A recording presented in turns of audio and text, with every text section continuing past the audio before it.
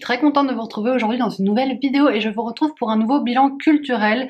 Comme d'habitude, je vais vous parler des séries, des films et des podcasts que j'ai consommés au mois de mai. On va commencer avec les séries parce que j'ai pas mal de choses à vous présenter. La première série, en fait, je l'ai regardée en avril, mais j'avais oublié de vous en parler dans mon bilan culturel. C'est la série Dérapage. C'est une série que j'ai regardée sur Arte, mais maintenant elle est sur Netflix. Je l'ai vue il y a quelques jours sur Netflix, donc vous pouvez la regarder très facilement. De toute façon, sur Arte, vous pouvez aussi regarder les programmes très facilement parce qu'ils ont un site internet avec tous leurs programmes en streaming, c'est hyper simple d'accès. C'est une série basée sur un roman de Pierre Lemaitre, le roman Cadre Noir que je n'ai pas lu, avec comme acteurs notamment Éric Cantona et Alex Lutz. Je sais pas pourquoi j'ai Alex Lutz. Cette série va prendre place dans le milieu du travail parce qu'on suit Éric Cantona qui a plus de 50 ans, qui a été viré de son ancien boulot et qui depuis a vraiment du mal. Il enchaîne les petits jobs mais sans passion du tout. Il fait des choses qui ne sont pas du tout en adéquation avec le diplôme qu'il a, avec l'expérience qu'il a, mais comme il est âgé, il n'arrive pas à retrouver un boulot. Et donc c'est vraiment compliqué au niveau financier. Il vit avec sa femme, il a 2 filles qui sont déjà âgées, qui ne vivent plus à la maison.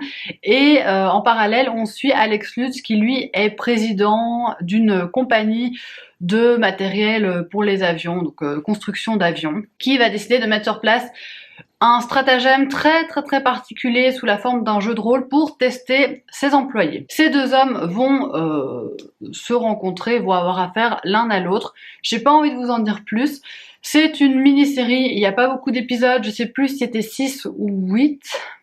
Je vous l'indiquerai ici en dessous. Par contre, il y a quand même des moments où c'est un petit peu lent. Alors autant les enjeux qui sont traités sont super importants parce que c'est vraiment les enjeux autour du monde du travail. Est-ce qu'on est plus capable de travailler quand on a passé un certain âge? Évidemment, je pense que non, mais c'est toute la question de la série. Et aussi jusqu'où on peut aller pour tester ses employés. Vous allez voir que dans la série ça va beaucoup trop loin, mais donc j'ai quand même trouvé qu'il y avait des moments de longueur. J'ai également trouvé qu'il y avait trop de magouilles. La fin, c'est vraiment pour moi trop.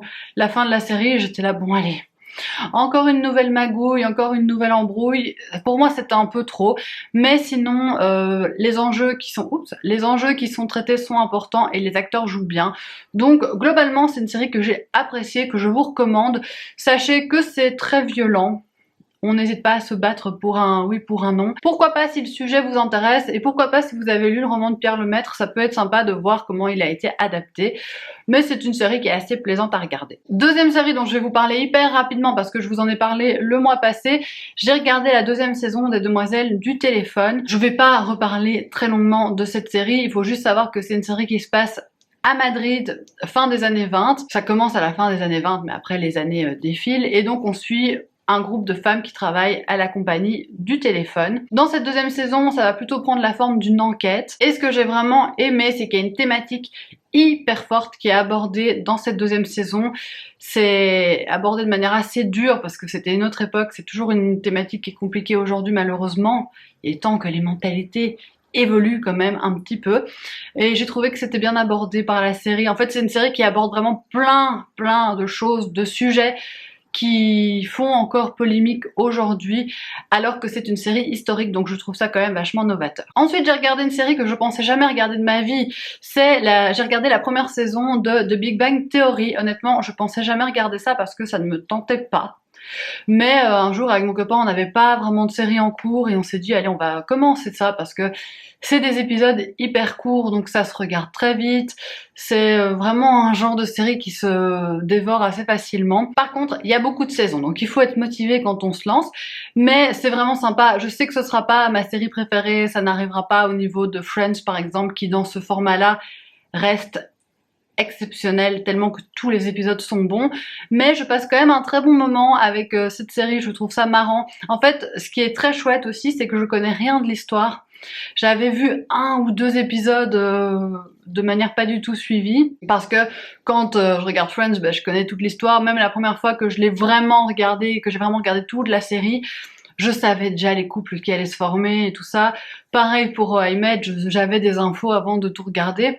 Ici aucune. Et donc c'est chouette parce que c'est vraiment la découverte de l'inconnu. Il y a des épisodes qui me font plus rire que d'autres, mais globalement c'est une série vraiment sympa. Le sujet va peut-être me lasser à un moment parce qu'on est avec un groupe de geeks, de scientifiques, mais vraiment dans leur monde à eux. C'est vraiment des personnages hauts en couleur et atypiques. Ils habitent dans un immeuble et dans l'appartement d'en face va emménager une jeune fille qui n'a rien à voir avec eux et ils vont vite se lier d'amitié. Enfin, c'est rigolo. Il y a plein de sujets qui sont abordés qui me font rire. Je ne comprends pas la moitié de ce qu'ils racontent. Évidemment, c'est fait exprès, mais comme en plus moi je suis pas calée en sciences et que c'est pas du tout mon domaine, c'est vraiment la science, c'est tout ce que j'aimais pas du tout à l'école. Mais c'est marrant, franchement, ça se regarde très bien. Après, à voir si je tiens au fil de toutes les saisons, vu que c'est quand même très long. Une mini-série qui m'avait été conseillée par ma sœur, c'est Khalifa. C'est une série, alors là par contre, pas marrante du tout, en comparaison avec Big Bang Theory. C'est pas marrant du tout parce que ça va traiter d'un sujet hyper lourd, qui est la radicalisation, qui est le terrorisme, enfin c'est vraiment des sujets forts. C'est une série qui se passe à cheval entre la Syrie et la Suède. On suit en Syrie une jeune femme qui vivait avant en Suède et qui est partie en Syrie, qui regrette son choix. Vous le savez, dès le départ, c'est pas un spoil. Et en Suède, on va suivre un groupe d'activistes antiterroristes, vraiment la brigade qui gère le terrorisme, et aussi plusieurs jeunes. J'ai vraiment pas envie d'en dire trop, mais sachez que tous ces groupes vont être en contact les uns avec les autres. Et c'est vraiment une série qui est très bien ficelée, qui est très bien faite, parce que les personnages évoluent petit à petit, mais c'est vraiment intéressant parce que c'est fait de manière subtile et en même temps ça explique beaucoup de choses sur la radicalisation. J'ai vraiment trouvé ça intéressant, surtout les derniers épisodes qui sont très haletants, parce qu'au début ça prend plus son temps, il y avait peut-être de petits moments où je m'ennuyais un petit peu, mais vers la fin, le rythme il devient effréné et ça devient passionnant. Moi j'ai beaucoup aimé cette série, le dernier épisode je l'ai trouvé excellent et c'est une série que je vous recommande même si c'est vraiment pas un thème joyeux, c'est vraiment très bien. La dernière série dont je voulais vous parler, je l'ai abandonnée, c'est la série D&D. J'étais impatiente de regarder cette série, donc dans la liste que je viens de vous donner, c'était vraiment la série que je voulais le plus voir parce que j'aimais beaucoup les acteurs qui participaient, qui jouaient dans cette série, à savoir Leila Bekti et Tahar Rahim. C'est des acteurs que j'apprécie beaucoup. Les 2 premiers épisodes de la série ont été réalisés par Damien Chazelle qui a réalisé La La Land et les autres c'est par d'autres réalisateurs. Je n'ai pas les infos. C'est une série sur un club de jazz à Paris, un club qui a vraiment du mal, hein. C'est très compliqué de joindre les 2 bouts et il est géré par 2 hommes, ce club. Ce qui m'a vraiment fait décrocher, c'est la lenteur. En fait, chaque épisode va se centrer sur un personnage et c'est lent parce que ce qui est hyper dommage, c'est que c'est bien joué, que c'est intéressant. Et si ça n'avait pas été si lent, j'aurais pris beaucoup de plaisir à regarder cette série. Mais chaque fois, les épisodes faisaient plus d'1 heure et je me disais, allez, on peut enlever au moins 20 minutes sans problème. 20 minutes où il se passe rien. Avec mon copain, on a abandonné au 3e épisode. C'était un épisode sur un enterrement et en fait, vous avez 1 heure rien que sur cet enterrement. Et c'est tout. Et donc, vous avez des gens qui vont jouer de la musique, etc. mais pendant 1 heure. Je pense que si on n'est pas hyper mélomane, ce qui est mon cas malheureusement, je suis pas quelqu'un de passionné de musique et je m'y connais pas du tout, eh ben c'est très long. Après, si vous adorez la musique, ce sera peut-être vraiment fait pour vous. Cette série, c'est une ode à la musique, mais j'ai pas réussi à être emportée parce que pour moi, c'était trop. On va passer maintenant au film. J'en ai regardé beaucoup, cette vidéo va être super longue, donc je vais essayer de pas trop parler. La plupart des films sont sur Netflix, il y en a juste 2 qui ne sont pas sur Netflix parce que je les ai regardés quand ils sont passés à la télévision. Donc les films qui sont sur Netflix, le premier c'est Le Roi. C'est un film que j'ai eu envie de regarder parce que il y avait Timothée Chalamet dans le film. Chalamet ou Chalamet? Chalamet, j'ai toujours un problème avec ce nom. Hein. Donc il y avait Timothée Chalamet dans le film, ce qui m'a donné envie de le regarder. Ici c'est un film historique, c'est l'histoire de Henri V. Au début du film c'est encore Henri IV qui règne, qui est un roi hyper autoritaire, qui n'est pas du tout à l'écoute de son peuple, et Henri V est son fils, mais il n'est pas du tout en adéquation avec les valeurs de son père. Les 2 hommes ne s'entendent pas du tout.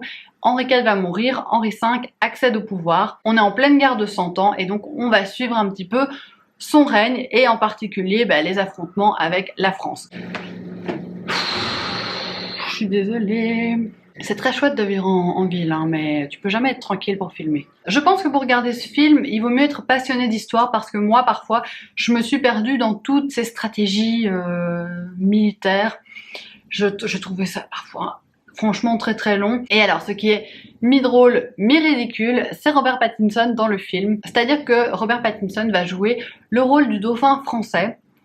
Et donc il va parler anglais avec un accent français à couper au couteau. Et je me suis dit, pourquoi est-ce qu'ils n'ont pas pris un acteur français ou francophone? Mais pourquoi avoir pris un anglais pour jouer un français? Ça n'a aucun sens. Et donc il est là et il fait un accent français et ça me faisait trop rire. Si vous êtes hyper calé en histoire, ça peut être chouette pour vous. Si vous êtes intéressé comme je le suis mais que vous y connaissez pas particulièrement, c'est chouette aussi. Mais sachez qu'il y a quand même des moments un peu longs où vraiment on développe les stratégies militaires. C'est pas ce qui m'a le plus passionné. Un autre film historique que j'ai regardé, c'est Un homme chanceux qui m'avait été conseillé par ma maman. C'est un film très très long, il fait presque 3 heures, donc moi je l'ai regardé en 2 fois. On est ici au 19e siècle, je pense, au Danemark. On suit un jeune homme qui s'appelle Per et qui vit dans la campagne. Son père est pasteur, il s'entend pas du tout avec son père. Et en fait, il va partir à l'université à Copenhague et il veut devenir ingénieur. Il a vraiment tout un projet d'énergie renouvelable et très vite il va fréquenter la bonne société et il va un peu se perdre là-dedans. Donc c'est vraiment le parcours d'un jeune homme qui est prêt à tout par ambition. J'ai trouvé que c'était très bien joué. Ce que j'ai adoré, c'est les paysages du Danemark. Ça m'a tellement donné envie de partir en voyage là-bas, ça a l'air magnifique. J'ai bien aimé aussi la confrontation religion-science parce qu'il est vraiment en plein rejet de la religion, parce que son père est pasteur, comme je vous l'ai dit, parce qu'ils s'entendent pas du tout. Et il y a aussi toute l'idée de nier un peu d'où on vient, nier un peu ses origines pour s'élever dans la haute société, jusqu'où on peut être prêt par ambition. C'est un film long, mais c'est un film pas du tout ennuyeux, je trouve. Moi, je me suis pas du tout ennuyée. C'est assez tragique quand même comme film, mais c'est vraiment bien et c'est vraiment intéressant.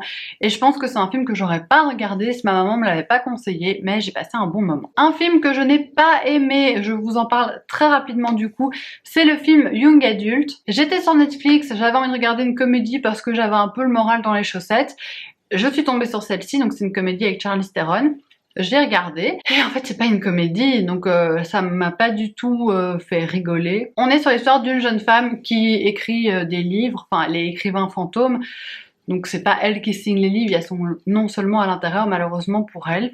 Elle a une vie pas super épanouissante, elle est pas très heureuse dans sa vie et en fait elle va recevoir un mail de son ex, donc de son copain du lycée, qui lui dit qu'il est devenu papa. Enfin, en fait, c'est pas une lettre du tout personnalisée, c'est un mail de faire part de naissance. Et alors, quelle est la bonne idée qui lui vient en tête? Reconquérir son ex. Elle se dit, ben oui, je vais retourner dans ma petite ville où j'ai grandi, où j'étais une star, où j'étais la plus belle fille de l'école, et je vais reconquérir mon ex, tout simplement. Et en fait, on va suivre son parcours, et c'est juste triste.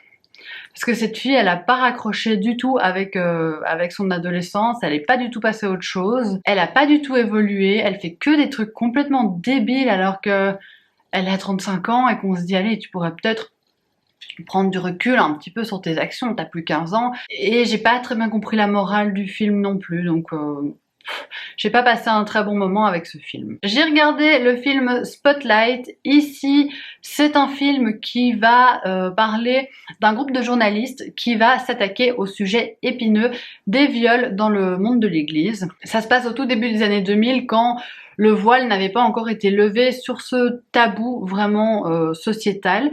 Et donc, ce sont des journalistes qui vont commencer à enquêter sur ça, qui vont retrouver d'anciennes victimes, qui vont vraiment vouloir faire tout péter pour montrer qu'il y a quand même énormément d'abus dans le monde de l'église. Et en fait, ils vont se rendre compte qu'il y en a beaucoup plus que ce qu'ils pensaient. C'est vraiment un chouette film, très bien rythmé. Après, attendez-vous à rester tout le temps du côté des journalistes. On n'est pas du tout du côté des victimes, ou très très peu. Je pensais qu'on allait peut-être plus rentrer dans le témoignage de ces victimes, mais vraiment, c'est pas ça le principe du film. C'est vraiment de suivre l'enquête, l'investigation qui est faite, comment ils mènent leurs recherches, quand ils interrogent les gens, quand ils interviewent les gens plutôt. Et on a vraiment tout le suivi qui est fait. Et c'est vraiment enrichissant de voir comment ce parcours a été fait et comment ils en sont arrivés là. Et j'ai trouvé que c'est un film bien joué, que c'était vraiment bien. J'aurais peut-être voulu un peu plus d'émotion, mais en fait, je comprends bien que c'est pas du tout le but du film. Le but du film n'est pas d'être insensible, évidemment, mais c'est vraiment de rester dans un regard journalistique et comment les journalistes ont fait pour montrer qu'il y avait vraiment un problème. Et surtout, au départ, ils s'attendaient à ce que ce soit 1 ou 2 cas isolés, mais ils ont vu qu'il y avait vraiment tellement d'hommes d'église qui étaient touchés. C'est assez dingue quand on se rend compte du nombre de personnes impliquées dans cette histoire. J'ai aussi regardé le film Murder Mystery avec Jennifer Aniston et Adam Sandler. C'est un peu compliqué pour moi de vous parler de ce film parce que je l'aurais abandonné si je l'avais regardé toute seule, mais mon copain était avec moi et voulait pas forcément abandonner le film, donc on a continué à le regarder. C'est un Agatha Christie à la sauce moderne et à la sauce complètement absurde. On est tout le temps entre est-ce que c'est absurde ou est-ce que c'est très mauvais? Et moi, pendant la première partie du film, je me disais juste c'est très très très mauvais.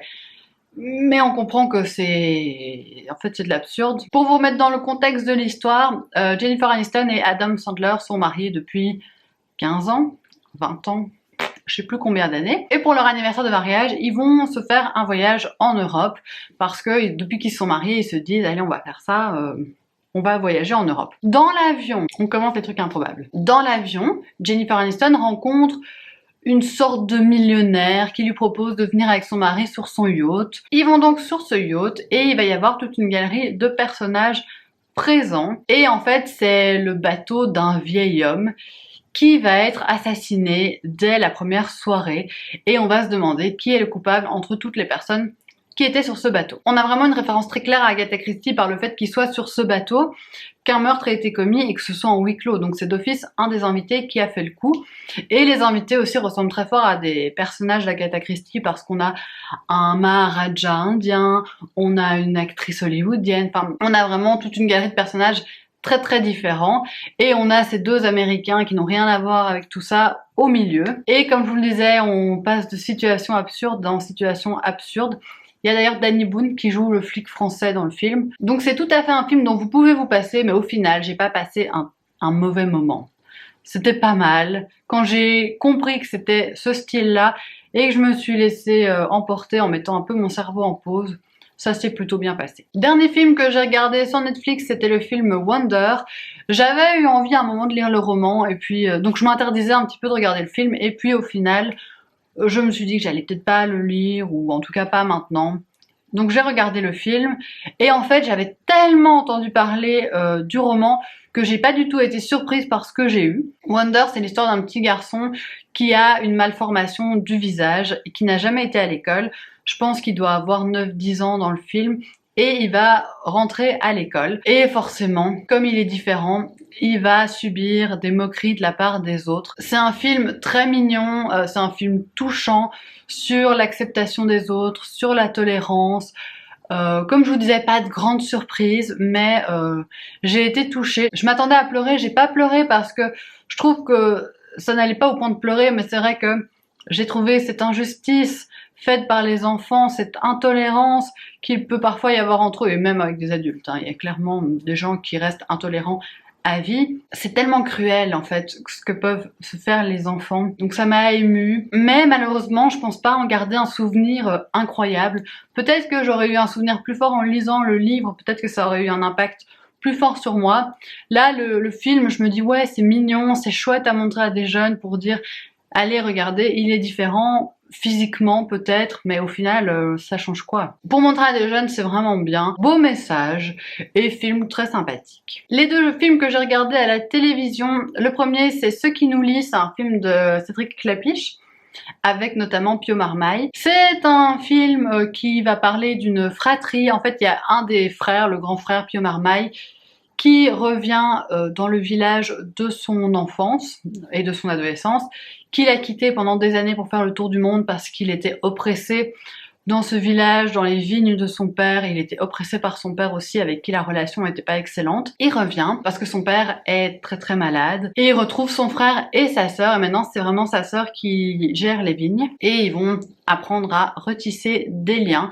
Ce qui m'a dérangé, donc je vous disais, c'est sa sœur qui gère les vignes. Et le mec arrive et directement il reprend les rênes de tout, mais non, c'est sa sœur qui gère les vignes. Et alors il dit à sa sœur oui, t'en penses quoi? Elle donne son avis. Non, je suis pas du tout d'accord avec toi. Pour moi, il faut faire comme ça. Ah, ça m'a tellement agacée. J'ai un cheveu sur la bouche. Ça m'a tellement agacée cette histoire-là Ça commence directement comme ça et je me suis dit c'est une blague. Ça va pas me plaire. Après, voilà, les relations familiales sont sympathiques, mais le film, il tourne vite en rond, il est long pour ce qu'il raconte, je trouve. Il y a quand même beaucoup de moments, il se passe pas grand chose, on voit le travail dans les vignes, ouais, c'est sympa. J'ai trouvé que c'était bien joué. Un petit bémol, c'est que j'ai trouvé que les personnages évoluaient un peu vite. C'est un film français classique, quand je dis ça, c'est pas du tout une attaque parce que j'adore les films français, mais ça veut dire que ça reste film pas bourré d'action, c'est plus vraiment dans les relations qui se tissent petit à petit et dans tout ce qu'on s'est pas dit, voilà. Mais j'ai globalement trouvé que c'était un peu longuet pour ce qui était raconté. Dernier film, c'est le film Les choses de la vie de Claude Sautet. Je l'ai regardé parce qu'il passait sur Arte suite à la mort de Michel Piccoli, donc c'est un film avec Michel Piccoli et Romy Schneider. En fait, c'est un film hyper difficile à résumer, c'est un film des années 70. C'est hyper difficile à résumer parce que justement, de nouveau, il n'y a pas une grosse intrigue à dénouer. C'est l'histoire d'un homme qui est en couple avec Romy Schneider, en même temps il a son ex-femme. Dès le début du film, on sait qu'il va faire un accident de voiture et on va suivre un moment de sa vie. Tout le moment, tous les jours qui précèdent cet accident de voiture, on va voir ses relations avec les autres. C'est un beau film, c'est un film qui est bien joué, la musique du film est jolie, le message aussi est beau, la fin est belle. Enfin vraiment c'est un beau film, il n'y a rien à reprocher. Après c'est pas un film bourré d'action, même plutôt le contraire. Et si vous êtes en train d'arrêter de fumer, ne regardez pas parce que j'ai été choquée par le nombre de cigarettes qui s'enchaînent.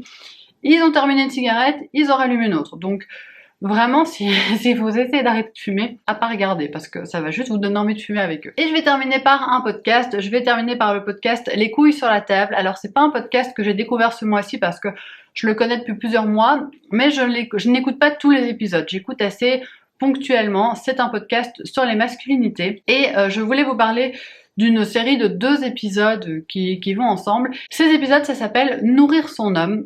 Et en fait, ça va vraiment parler du lien entre masculinité et cuisine. Dans le premier épisode, on va vraiment se centrer sur la cuisine et les hommes. Pourquoi est-ce que quand on dit une cuisinière, on pense à la cantinière, et quand on dit un cuisinier, on pense au chef cuisinier? Pourquoi est-ce que le monde de la cuisine est principalement dominé par les hommes, et surtout par des hommes blancs hétéros? Donc vraiment, tout le premier épisode, il va revenir là-dessus. Le deuxième épisode, il va vraiment faire le lien entre masculinité et spécisme. Pourquoi est-ce que manger de la viande, c'est quelque chose de viril? Pourquoi est-ce que c'est associé directement aux hommes? Pourquoi les hommes font le barbecue et les femmes font la salade? Et ça va vraiment revenir sur ce lien entre ces deux pôles, ce que j'ai trouvé super intéressant. Vraiment, les 2 épisodes, je les ai trouvés passionnants. C'est un sujet qui m'intéresse beaucoup parce que, effectivement, c'est une remarque que je me suis faite à maintes et maintes reprises. En regardant Top Chef par exemple, je me dis mais pourquoi il y a si peu de femmes, que ce soit dans le jury ou que ce soit dans les candidats? Donc là, ça fait plusieurs semaines que dans Top Chef, il n'y a plus de filles. Pourquoi? Et surtout, pourquoi est-ce qu'à la maison, ce sont principalement les femmes qui cuisinent, alors que au niveau pro, ce sont principalement des hommes? Ça va répondre à plein de questions comme ça. La deuxième partie, c'est vrai, sur le spécisme, c'est une question que je m'étais moins posée. Après, je ne mange pas de viande, mon copain ne mange pas de viande non plus. J'ai pas l'impression qu'il subit plus de discrimination par rapport à ça que moi. J'ai bien conscience que c'est parce qu'on est entouré de gens plutôt bienveillants. Peut-être que si on était dans des familles où on pratique la chasse, Dieu merci, ce n'est pas le cas, on prendrait très très mal le fait que mon copain ne mange pas de viande. Enfin voilà, je vais pas m'attarder sur ce sujet, mais en tout cas si ça vous intéresse, je vous conseille d'aller jeter un œil, enfin plutôt jeter une oreille à cette série sur le podcast Les couilles sur la table, parce que j'ai trouvé ça très intéressant et il y a vraiment des spécialistes qui sont invités pour en discuter et j'ai trouvé ça très pertinent. Et voilà, c'est tout pour cette vidéo, j'espère qu'elle n'aura pas été trop décousue parce que c'est un peu le sentiment que j'ai en ayant fini de la tourner. En plus elle est super longue, je suis désolée. J'espère que ça vous aura plu, n'hésitez pas à me dire si vous avez un coup de cœur culturel récent pour que je puisse aller jeter un œil à ça. Je vous remercie d'avoir regardé et je vous dis à très bientôt dans une nouvelle vidéo. Gros bisous!